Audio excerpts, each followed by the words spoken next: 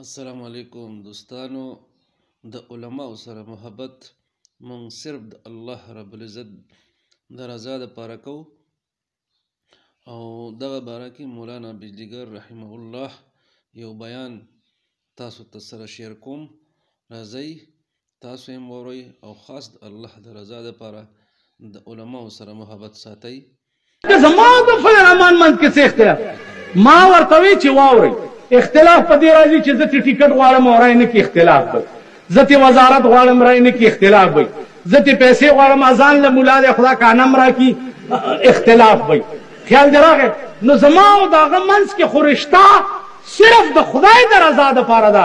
نو چې کومه رشته خدای دپاره هغې کې اختلاف راتلی شي پکې زما دا ایمان دی چې ټول کارونه به کېدی شي دنیا دپاره یي.